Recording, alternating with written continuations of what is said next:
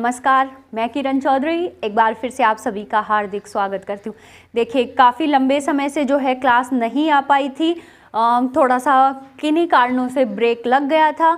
आज हम कला और संस्कृति का एक टॉपिक लेके आए हैं, दुर्ग, और इसके बाद जो है अभी हमारी जो क्लास है वो कंटिन्यू चलेगी। देखिए, ये जो टॉपिक है, जितनी भी जो एग्ज़ाम्स हो रही है, जिनका सिलेबस आ चुका है, होने वाली जो एग्ज़ाम है, उन सभी में मोस्टली ये जो है टॉपिक आपको देखने को मिलेगा। तो आप कोई सी भी एग्ज़ाम की तैयारी कर रहे हो, आप सभी के लिए ये निश्चित रूप से महत्वपूर्ण टॉपिक है। तो देखिए, जो राजस्थान के दुर्गों का अध्ययन हम इसमें करेंगे, तो राजस्थान के दुर्गों का अध्ययन करने से पूर्व उससे रिलेटेड और कई सारी जो जानकारियां हैं जहां से क्वेश्चन देखने को मिलता है एग्जाम में, तो थोड़ा सा उसका अध्ययन कर लेते हैं। देखिए, गढ़, दुर्ग, किला, ये तीन ऐसी शब्दावली है जो आपने सुनी होगी। जैसे जो छोटा है उसको गढ़ बोलते हैं, थोड़ा उसका विस्तृत रूप है उसको फिर किला बोलेंगे, और सबसे जो विस्तृत रूप में होता है उसको हम दुर्ग बोलते हैं। फिर हम बात करेंगे कि अगर हम इतिहास को देखते हैं तो सबसे पहले हमें दुर्ग के बारे में जानकारी कहाँ से मिलती है। तो देखिए, सबसे पहले जानकारी मिलती है मनुस्मृति में, यानी मनुस्मृति से पूर्व दुर्ग का कहीं इतिहास में जिक्र नहीं है। तो सबसे पहले जानकारी मिलती है मनुस्मृति से। उसके बाद देखिए, आपने आचार्य कौटिल्य या चाणक्य का नाम सुना होगा। उनकी एक पुस्तक थी अर्थशास्त्र। नाम से ऐसे लग रहा है कि कोई अर्थशास्त्र, कोई इकोनॉमिक्स से रिलेटेड ये होगी, लेकिन ये राज्य के शासन संचालन से रिलेटेड एक बुक है। इस बुक में चाणक्य ने राज्य हेतु एक सिद्धांत दिया था, सप्तांग सिद्धांत। नाम से समझ में आ रहा होगा कि इसमें किन्हीं 7 चीज़ों का वर्गीकरण किया है कि एक राज्य के लिए कौन सी ऐसी 7 चीज़ें हैं जो होनी चाहिए। देखिए, चाणक्य का सप्तांग सिद्धांत, ठीक है, राज्य के लिए क्या क्या होना आवश्यक है। सबसे पहले राजा, ठीक है, उसके बाद जन, यानी लोग होंगे तो ही राजा उनके ऊपर शासन करेगा, वरना कहाँ। तो जिसको जन या फिर राष्ट्र कह सकते हैं। उसके बाद में सेना होगी, सेना के बिना तो शासन संचालन हो ही नहीं सकता। सेना होगी तो सेना का सेनापति भी बहुत इम्पोर्टेंट है। कोष, कोष यानी कि पैसा, पैसे के बिना कुछ भी नहीं है, सभी को हमें पता है। इसके अलावा जो है दुर्ग और मित्र। सप्तांग सिद्धांत में कौटिल्य ने कहा है कि किसी भी जो है राज्य के सफल शासन संचालन के लिए ये 7 चीज़ें होनी अनिवार्य है। इनमें से कोई सी भी एक चीज़ जो है नहीं है तो आप शासन संचालन नहीं कर सकते। तो इसी सप्तांग सिद्धांत में देखिए, जो है आचार्य कौटिल्य ने दुर्ग का भी वर्गीकरण, दुर्ग को भी बताया है, और उन्होंने 4 प्रकार के दुर्ग बताए हैं। तो देखते हैं वो 4 प्रकार के दुर्ग कौन से हैं। 4 प्रकार के दुर्ग है ओदक। ओदक का मतलब होता है जल दुर्ग। बहुत बार एग्जाम में जल दुर्ग ना दे करके आ सकता है कि ओदक दुर्ग का उदाहरण बताइए। राजस्थान का कौन सा दुर्ग ओदक दुर्ग का उदाहरण है, तो हमें कंफ्यूज नहीं होना है। ओदक का मतलब होता है जल दुर्ग, और जल दुर्ग का उदाहरण आपको पता है सबसे अच्छा कौन सा है, गागरोन का किला, ठीक है। उसके बाद देखिए पर्वत दुर्ग। पर्वत का मतलब गिरी, जिसे गिरी दुर्ग भी कहते हैं। तो गिरी या पर्वत दुर्ग, राजस्थान के ज़्यादातर दुर्ग है वो पर्वत या गिरी दुर्ग है। ऐसा क्यों? क्योंकि सुरक्षा की दृष्टि से गिरी दुर्ग जो है बहुत महत्वपूर्ण होता है, क्योंकि मतलब सुरक्षित उसको कह सकते हैं। दुश्मन अगर आती है तो ज़्यादा बेटर ये होता है कि आप ऊपर हो, दुश्मन नीचे हो, तो आप उसके ऊपर जो है उसको आराम से दुश्मन को ख़त्म कर सकते हो। इसके बाद नेक्स्ट है धानवन दुर्ग। धानवन का मतलब होता है रेगिस्तानी इलाका यानी रेगिस्तान के बीच में जो दुर्ग होता है, राजस्थान का 8% या लगभग 61% जो हिस्सा है वो रेगिस्तानी इलाका है, तो हमारे लिए धानवन दुर्ग भी बहुत इम्पोर्टेंट है। और लास्ट है वन दुर्ग, जंगल के बीचों बीच में जो दुर्ग होता है उसको बोलते हैं वन दुर्ग। तो ये चाणक्य ने 4 प्रकार के दुर्ग बताए हैं। तो ये जो 4 प्रकार के बताए हैं, इन चारों में से सबसे सर्वश्रेष्ठ जो दुर्ग बताया है उन्होंने, वो बताया है जो पर्वत दुर्ग। ठीक है, ध्यान रखिएगा, चाणक्य ने 4 दुर्ग बताए हैं, उनमें से सर्वश्रेष्ठ कौन सा बताया है? पर्वत दुर्ग को। ठीक है, ये था चाणक्य का वर्गीकरण। देखिए, लेकिन दुर्गों का जो वर्गीकरण है उसमें सबसे ज़्यादा जो इम्पोर्टेंट है वो है शुक्र नीति। देखिए, शुक्र नीति में जो दुर्ग है उसमें दुर्ग को राज्य का हाथ बताया है। यानी देखिए, अपन को खुद को देखिए, हाथों के बिना शायद जो है हम एक तरीके से अपंग हो जाएंगे, हम अपने शरीर का संचालन अच्छे से नहीं कर पाएंगे। उसी तरीके से इतना महत्वपूर्ण शुक्र नीति में दुर्ग को बताया है कि दुर्ग को शासन का हाथ कहा गया है। ठीक है, और शुक्र नीति में दुर्गों का जो है 9 भागों में वर्गीकरण किया गया है। ये बहुत ही इम्पोर्टेंट है, इसको ध्यान रखिएगा। ठीक है, तो 9 प्रकार के जो दुर्ग हैं ये हमें अच्छे से याद रखने हैं। तो एक एक दुर्ग को हम देखते हैं। तो सबसे पहले है ओदक दुर्ग। अब आपको याद रह गया होगा कि ओदक का मतलब क्या है। चाणक्य ने भी क्योंकि ओदक दुर्ग का वर्गीकरण किया था। ओदक यानी जल दुर्ग, यानी जिसके चारों तरफ जल राशि है, यानी नदियों के आसपास कहीं। ठीक है, तो ओदक दुर्ग का सबसे अच्छा उदाहरण कौन सा था? गागरोण दुर्ग, झालावाड़। उसके बाद गिरी दुर्ग, गिरी का मतलब पर्वत। बात की हमने कि राजस्थान के तो अधिकांश दुर्ग है वो पर्वतों पर स्थित है। उसके बाद में एरण, एरण का मतलब है ऐसा दुर्ग जिसके चारों तरफ जो है दीवार, खाई, कांटे वगैरह इस तरीके से उसको सुरक्षा प्रदान की जाती है दुर्ग को, उसे कहते हैं एरण दुर्ग। इन जो ये शब्द हैं ओदक, एरण, धानवन, इनका ध्यान आप निश्चित रूप से रखना, क्योंकि एग्ज़ाम में बहुत बार यहाँ से इस तरीके से क्वेश्चन पूछा जाता है, एरण दुर्ग का उदाहरण दीजिए। हमें यही नहीं पता एरण का मतलब क्या है, तो उदाहरण तो देने का मतलब ही नहीं है। उसके बाद वन दुर्ग, ठीक है, पारिख दुर्ग और एक है पारिद दुर्ग। यहाँ थोड़ा सा कन्फ्यूजन होता है, पारिख क्या है और पारिद क्या है।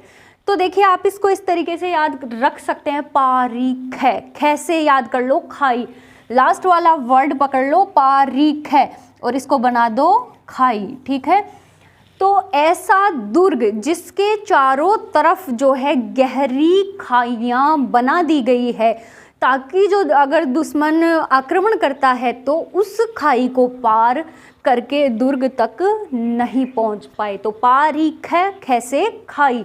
अभी आपको मुझे उम्मीद है अच्छे से याद हो जाएगा। नेक्स्ट चलते हैं, तो नेक्स्ट है पारिध। तो यहाँ ध को हम बना देंगे द और द से बन जाएगा दीवार। ठीक है, तो ऐसा दुर्ग जिसके चारों तरफ ऊंची ऊंची दीवार का निर्माण कर दिया जाता है। तो पारिख और पारिद, यहाँ थोड़ा सा स्टूडेंट को कन्फ्यूजन होता है, अभी नहीं होगा। उसके बाद हम चलते हैं सैन्य दुर्ग। सैन्य दुर्ग का मतलब है ऐसा दुर्ग जहाँ पर जो है चतुरंगिनी सेना रहती है, यानी सैन्य रूप से बहुत ही वो ज़्यादा मजबूत होता है। नेक्स्ट है सहाय दुर्ग। सहाय दुर्ग का मतलब है ऐसा दुर्ग जिसके अंदर जो सूरवीर योद्धा, जो भी राजा के जो निजी व्यक्ति वहाँ पर जो है मुख्यतः निवास करते हैं, उसको सहाय यानी सहायक। सहायक कौन होता है? राजा के लिए सहायक कौन होगा? जहाँ पर बहुत ही सूरवीर योद्धा रहते हैं। और लास्ट है धानवन। धानवन का मतलब मरुस्थल के बीचों बीच, ठीक है। शुक्र नीति में दुर्ग को राज्य का हाथ कहा गया है। शुक्र नीति में 9 प्रकार के दुर्ग बताए गए हैं। इसके बाद कि शुक्र नीति ने ये जो 9 प्रकार के दुर्ग बताए हैं, उन दुर्गों में से सर्वश्रेष्ठ दुर्ग किसे कहा गया है, तो वो सर्वश्रेष्ठ दुर्ग कौन सा है, सैन्य दुर्ग। यानी देखिए कि कोई भी राज्य होता है, उस राज्य के लिए सेना बहुत इंपॉर्टेंट होती है। बिना जो है सेना के कोई भी राज्य का शासन संचालन नहीं हो सकता, इसलिए शुक्र नीति में सैन्य दुर्ग को सबसे महत्वपूर्ण बताया है, जबकि चाणक्य ने पर्वत दुर्ग को सबसे ज़्यादा महत्व दिया था। ठीक है, ये अच्छे से क्लियर हो गया होगा। अब ठीक है, कुछ और फैक्ट की तरफ चलते हैं।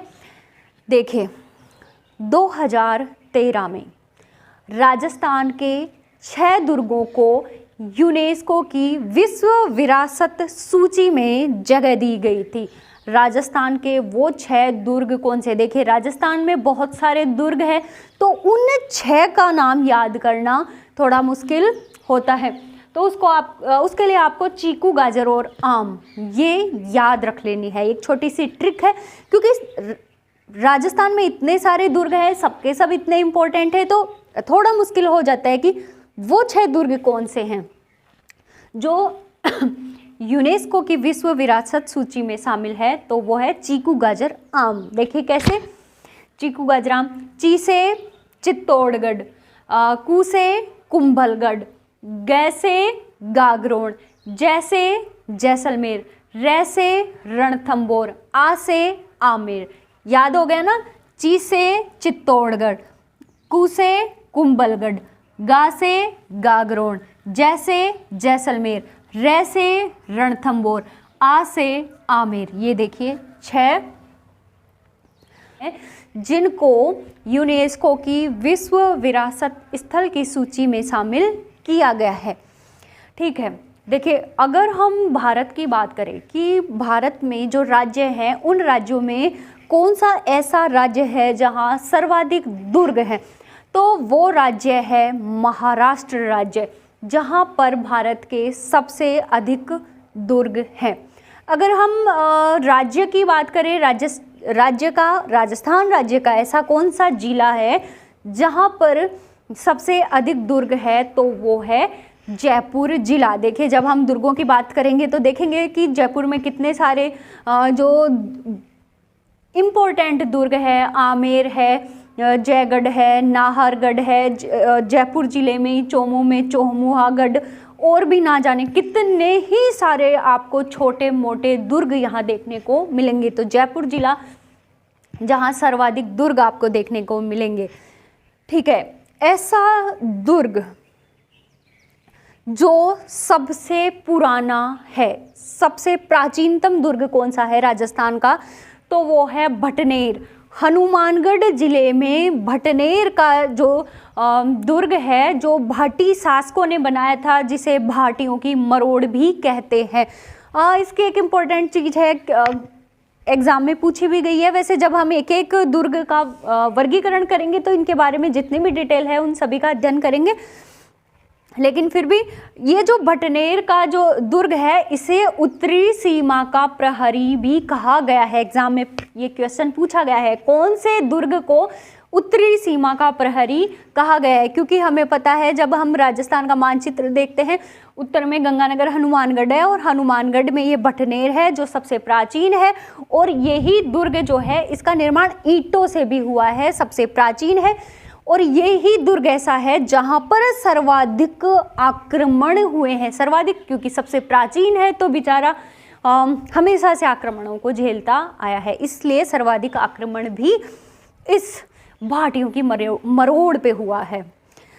ठीक है, नवीनतम है मोहनगढ़ जैसलमेर। कई जगह आपको जो है भरतपुर का जो है वो भी देखने को मिलेगा, लेकिन सबसे नवीनतम कौन सा है, मोहनगढ़ जैसलमेर। इसके अलावा मिट्टी से निर्मित, क्योंकि हमने अभी बात की कि ये जो है भटनेर वो ईंटों से निर्मित है, इसमें जो पत्थरों का काम नहीं लिया गया है। फिर अंग्रेजों द्वारा निर्मित दुर्ग, जिसका निर्माण अंग्रेजों ने किया, तो वो कौन सा है? टोडगढ़ दुर्ग। कर्नल जेम्स टॉड का नाम हम सभी ने सुना है। राजस्थान में वो काफ़ी लंबे समय तक रहे थे, अजमेर में। तो अजमेर में ही जो है कर्नल जेम्स टॉड ने टोडगढ़ दुर्ग का निर्माण किया था। इसके बाद एक ऐसा दुर्ग है जिसका निर्माण यहाँ के राजा महाराजाओं ने नहीं किया बल्कि व्यापारी ने किया था। तो व्यापारी द्वारा निर्मित दुर्ग है भैंसरोडगढ़ दुर्ग। कहाँ है भैंसरोडगढ़? चित्तौड़गढ़ में। दो व्यापारी थे, भैंसा सा है और रोड़ा, ये दो व्यापारी थे। इन दोनों व्यापारियों ने भैंसरोडगढ़ दुर्ग जो चित्तौड़गढ़ में है उसका निर्माण किया था। उसके बाद हम देखें किलों का शहर। किलों का शहर किसे कहते हैं? तो किलों का शहर जयपुर को नहीं कहते, क्योंकि हमने चर्चा की सर्वाधिक दुर्ग कौन से जिले में है? जयपुर जिले में है। पर दुर्गों का शहर जोधपुर को कहा जाता है। सबसे बड़ा लिविंग फोर्ट का मतलब है, लिविंग का मतलब जहाँ, मतलब जिसको रिहायशी कहते हैं, जहाँ पर सिर्फ राजा उसकी सेना वगैरह ही नहीं बल्कि आम जनता भी वहाँ बड़ी संख्या में रहती है। तो वो है चित्तौड़गढ़ का दुर्ग है। ठीक है। जो जैसलमेर का दुर्ग है वो भी लिविंग फोर्ट है। आज भी वहाँ पर जो है लोग रहते हैं, उन्होंने अभी भी उस दुर्ग को खाली नहीं किया है। आप कभी जाओ तो देखना। ठीक है। तो सबसे बड़ा लिविंग फोर्ट कौन सा है? चित्तौड़गढ़। दुर्गाधिराज रणथंबोर का जो दुर्ग है उसे दुर्गाधिराज कहा जाता है। ठीक है। फिर है दुर्गों का सिरमौर। ध्यान रखिएगा, दुर्गाधिराज और दुर्गों का सिरमौर दोनों अलग अलग है। तो दुर्गाधिराज तो है जो रणथंबोर के दुर्ग को कहते हैं, जबकि दुर्गों का सिरमौर चित्तौड़गढ़ के दुर्ग को कहते हैं। ठीक है। तो हम जो दुर्गों का अध्ययन कर रहे थे, तो दुर्ग का देखिए, हम राजस्थान के एक एक दुर्ग का हम अध्ययन करेंगे, लेकिन उससे पहले जो इम्पोर्टेंट फैक्ट थे उनको हमें थोड़ा सा ध्यान रखना जरूरी था। इसलिए आज हमने राजस्थान के इम्पोर्टेंट दुर्गों का अध्ययन कर लिया है। नेक्स्ट वीडियो में राजस्थान के जितने भी इम्पोर्टेंट दुर्ग है जहाँ से क्वेश्चन पूछे जाते हैं, उन सभी का हम अध्ययन करेंगे। आज के लिए बस इतना ही। धन्यवाद।